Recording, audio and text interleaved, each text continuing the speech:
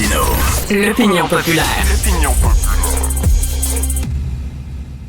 Alors, il y a deux pères de famille, Jean-Sébastien Roy et Pierre Naud, qui ont décidé de changer leur alimentation et de faire de l'exercice physique pour perdre du poids. C'est vrai qu'il y en avait quand même à perdre. Jean-Sébastien Roy pesait 425 livres. Pierre Naud pesait 325 livres. Alors, les deux, ils ont dit, à un moment donné, ça va faire, là. On va se prendre en main. Et ils ont perdu beaucoup de poids. Jean-Sébastien a perdu beaucoup de poids, là. Il est passé de 425 livres à 252 livres. C'est énorme. Il veut se rendre jusqu'à 200 livres et tout ça en 14 mois, alors que Pierre Naud est passé de 325 livres à 185 livres en quelques mois aussi. Christy, il pèse moins que moi maintenant. 185 livres. Ils sont tous les deux là. Jean-Sébastien Roy et Pierre Naud, bonjour. Bonjour, M. Martineau. Bonjour. Alors, qu'est-ce qui vous a amené? On va commencer avec Jean-Sébastien Roy, celui, si vous nous écoutez à la télévision, c'est celui qui porte le béret. Alors, Jean-Sébastien, c'est quoi là, ce qu'on appelle le tipping point en anglais? C'est-à-dire, tu sais, le point de bascule où tu dis là, ça va faire. C'est pas vrai que je vais augmenter de plus. Qu'est-ce qui vous a fait changer d'idée? Oui, en mars 2023, j'ai rencontré Pierre. Ça faisait 2 ans que je l'avais pas vu. Et puis, la dernière fois que je l'avais vu, en 2021, il était autour de 325. Et puis là, je le vois à 185. Et puis, j'étais très incrédule. J'ai dit, t'as-tu eu une opération? As-tu pris des médicaments? Et puis, il m'a répondu non. J'ai changé mon alimentation. Et puis, je me suis mis à faire de la marche. Et comme vous dites, ce fut le tipping point. Et puis, une chose qu'on a en commun qui m'avait dit, j'ai décidé d'agir parce que j'ai eu peur de mourir. Et on a un point en commun, c'est qu'on a un enfant autiste, donc on peut pas se permettre de mourir. Et puis à partir de ce moment-là, moi j'ai fait mon cheminement. Et puis j'ai décidé de faire la même chose. Et Pierre Naud, seulement la marche? Pas la course, rien. Seulement en marchant, on peut perdre autant de livres que ça? Ben, c'est pas seulement la marche, c'est aussi l'alimentation. Dans la mesure où moi, je suis un ancien athlète, j'ai déjà les articulations assez hypothéquées, disons. Ce qui fait que lorsque j'ai commencé à essayer de marcher à 325 livres, c'était à peu près impossible. Donc, essentiellement, ce que j'ai fait, c'est que j'ai commencé par m'attaquer à l'alimentation. Et puis, une fois que mon poids était contrôlé et contrôlable, je dirais, là, à ce moment-là, j'ai commencé à marcher. Et puis, effectivement, ça commence avec des marches, c'est extrêmement dur sur l'ego. Hein. C'est des marches d'1 kilomètre, même pas un coin de rue, qui devient 2 coins de rue, qui devient 2 kilomètres. Et puis, maintenant, on fait des distances quand même appréciables. Mais oui, ça a été la seule exercice, parce qu'au début, c'était essentiellement la seule que je pouvais faire dans la condition physique dans laquelle j'étais. Et qu'est-ce que vous avez changé dans votre alimentation? Essentiellement, c'est de comprendre, ça c'est bon pour n'importe qui, c'est les intrants et les extrants. C'est-à-dire, à partir du moment où on regarde et puis on voit combien de calories on ingère par jour versus combien de calories on dépense,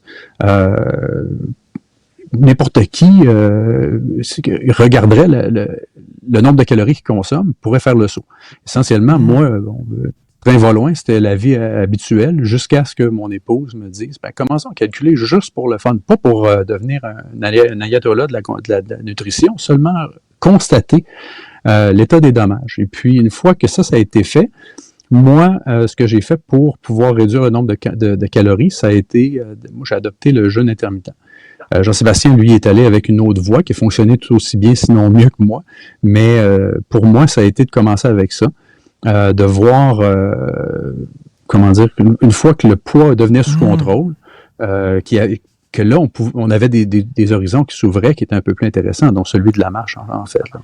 Et Jean-Sébastien, on le sait, le plus dur, parce que, tu sais, on voit le diagnostic, là, on sait qu'on pèse trop, on se pèse tous les jours, on voit que ça n'a pas de bon sens, on s'est regardé dans le miroir, quelqu'un nous a photographié à un moment donné de profil, puis on s'est regardé dans la photo, puis là, je parle de moi, là, parce que j'ai vu une photo de moi de profil l'autre jour, je me dis, oh boy, attends une minute, c'est comme ça que les gens me voient, là. Alors, on se regarde soudainement avec les regards des autres. Bon, on le voit, on sait c'est quoi la réalité, mais le plus dur, c'est de passer à l'action. C'est pour ça que Nike, son fameux slogan « Just do it ». Pour ça que ça a marché tellement. Mais c'est ça qui est difficile. Just do it. C'est facile à dire, difficile à faire. Oui, absolument. Cependant, je suis allé chercher de l'aide. J'ai pas fait ça tout seul. Je suis pas un spécialiste de la nutrition. Je suis pas un docteur. Donc, moi, j'avais conseillé, quand j'avais rencontré mon médecin de famille, il m'avait dit, regarde, Jean-Sébastien, ce qui s'en vient pour toi, c'est 2 opérations aux hanches et 2 aux genoux. Et puis, j'avais rencontré une nutritionniste, Madame Chantal Tivierge, qui m'a grandement aidé et que Pierre a rencontré aussi. Pierre parlait du jeûne intermittent. Lui, ça a été sa stratégie. Moi, je l'ai essayé une semaine. Je voulais arracher les murs chez nous. Je n'étais pas capable. Donc, j'ai commencé à étudier le régime méditerranéen. Et puis la nutritionniste m'avait suggéré une série de livres qui s'appelle Savoir quoi manger et à partir qui contient des recettes et qui explique c'est quoi les bases de ce régime-là qui est même un patrimoine mondial de l'UNESCO qui a été déclaré en 2013 patrimoine mondial de l'UNESCO et j'ai commencé à faire quelques petites recettes de base. Et c'est très savoureux, très goûteux, et puis ça bénéficie non seulement à moi, mais également ma famille, parce que j'aime cuisiner. Et je me suis aperçu qu'en commençant à marcher, combiné avec mon changement de régime alimentaire, ben je perdais du poids et j'en ai perdu relativement rapidement. Donc, c'est important ce que vous dites là, aussi de faire ça peut-être de façon encadrée là, par des spécialistes, là, pas de décider du jour au lendemain de commencer à se lancer dans des exercices ou des jeûnes et tout ça.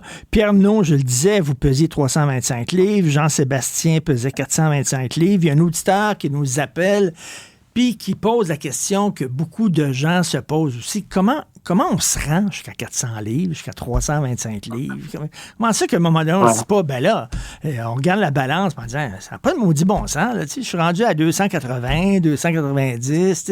On se rend là. Comment on se rend jusqu'à là? Lorsque j'ai fait l'analyse, moi, ça a commencé lorsque je suis entré à l'université où la sédentarité, parce que quand j'étais jeune, mon père insistait pour que ces gars fassent du sport et puis on aimait ça. Quand j'étais jeune, c'était du hockey, j'ai joué au football collégial.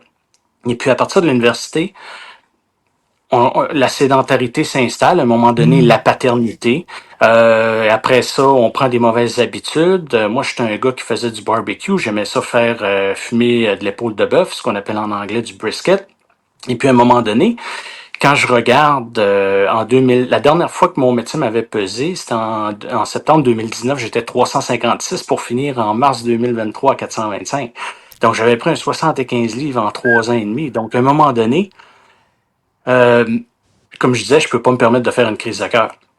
Donc, la réalité, là, le wake-up call, il était vraiment là. Donc, mais c'est quoi, vous mangiez vos émotions, vous étiez addict à la bouffe, c'était-tu un problème de gestion, justement, des émotions qui vous a rendu jusqu'à ce point-là?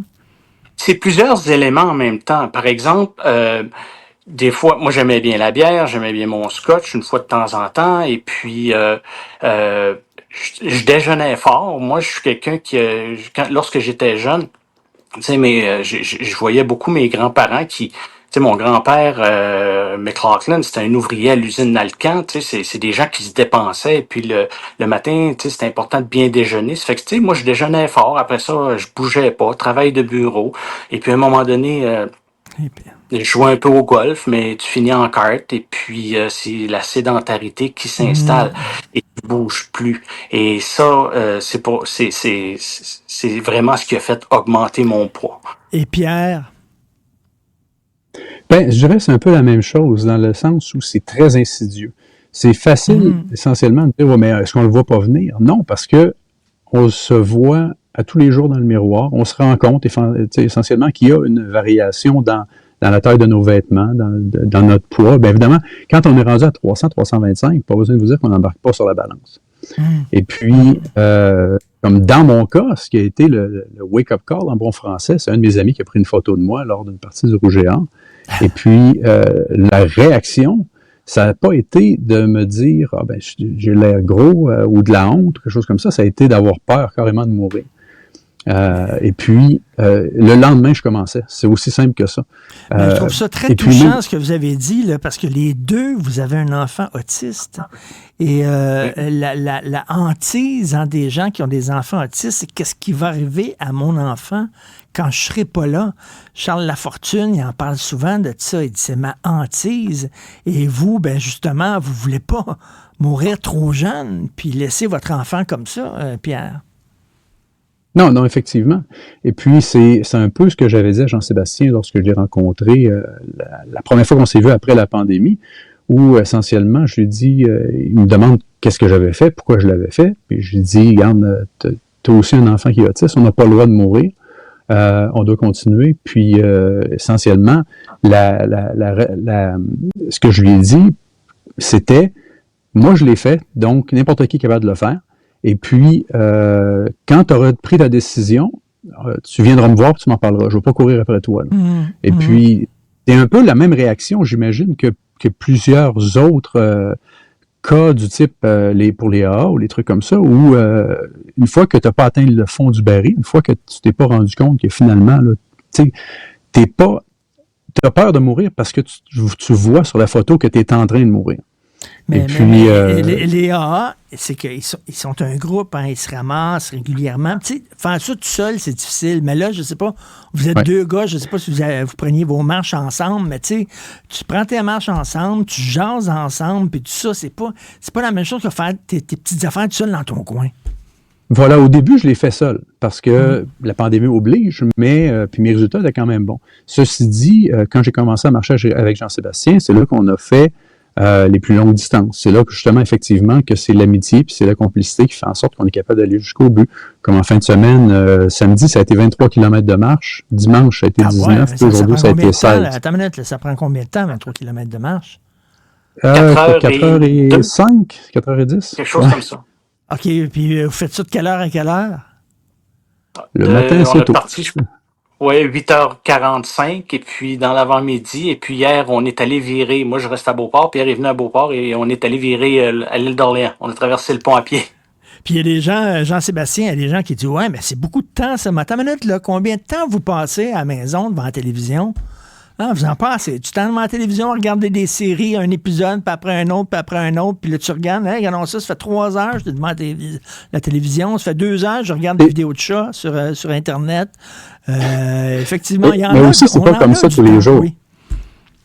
Oui, j'allais dire, c'est pas comme ça tous les jours non plus. On le fait la fin de semaine parce qu'on peut se le permettre en termes de temps. La semaine, avec le boulot, moi, je fais 6 ou 7 km par jour, jusqu'à 10 selon la journée. Et puis, ce que ça implique, c'est que souvent, je dois me lever à 5h30 pour aller le faire, ou pendant l'hiver, avec le trafic, puis tout ça, des fois, ça arrivait que je pouvais me lever à 4h30 pour aller marcher. On a le temps. Il suffit d'organiser son horaire en fonction de ça. Et en terminant, les deux, vous savez qu'on lutte contre la grossophobie, puis c'est bien correct aussi, là, les gens qui portent des jugements faciles sur les gens qui sont obèses, qui sont en surpoids. En même temps, je pense pas que c'est un service à rendre à personne en disant « Tu pèses 300 livres, c'est correct, il n'y a pas de problème. T'es beau comme ça, t'es bien de même, on t'aime comme t'es. » Je pense pas que c'est un service à rendre aux gens non plus, Jean-Sébastien, de leur dire ça, parce que rendu à 300 livres, il y a vraiment des dangers pour ta santé.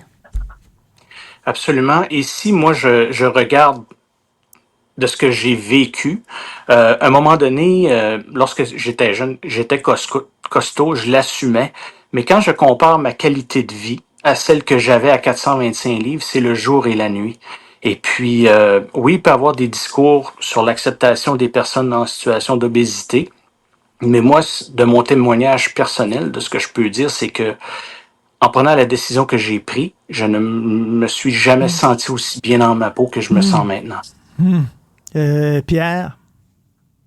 Ben, en fait, ce qui me rejoint dans ce que vous venez de dire, c'est le fait qu'on peut accepter qu'une personne, effectivement, soit en situation de surpoids. Le problème, c'est qu'on lui fasse qu'on l'accepte ou pas, c'est pas la question. C'est que la question est que tant aussi longtemps que la personne n'aura pas accepté ou n'aura pas reconnu que c'est un problème pour sa santé, elle va pas changer rien.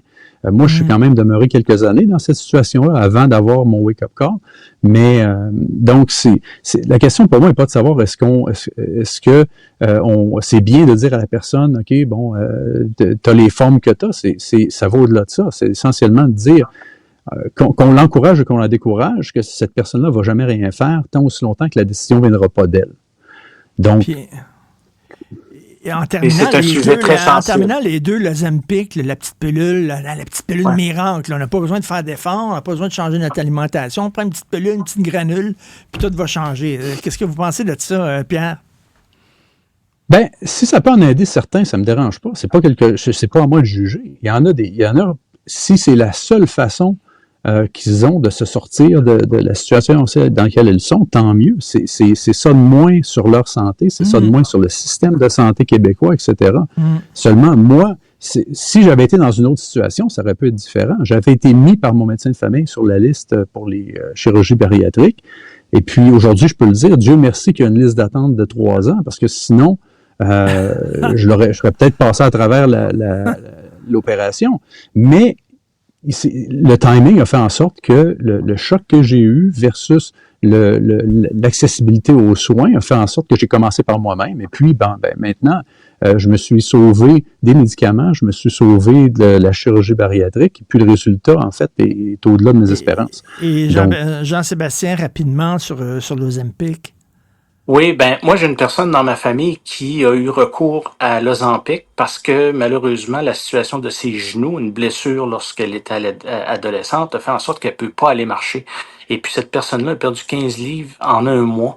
Et puis, ce n'est plus la même personne de la façon dont elle se regarde. Elle est motivée à aller de l'avant. Et puis, éventuellement, elle va commencer à marcher. Donc, c'est une autre avenue qu'elle a choisie à cause de sa condition. Et la mienne était différente de celle-là. En tout cas, bravo à vous deux. Vraiment, bravo. Vous êtes inspirants. Vous êtes un modèle. Je trouve ça incroyable. Des gens qui, soudainement, décident de se prendre en main.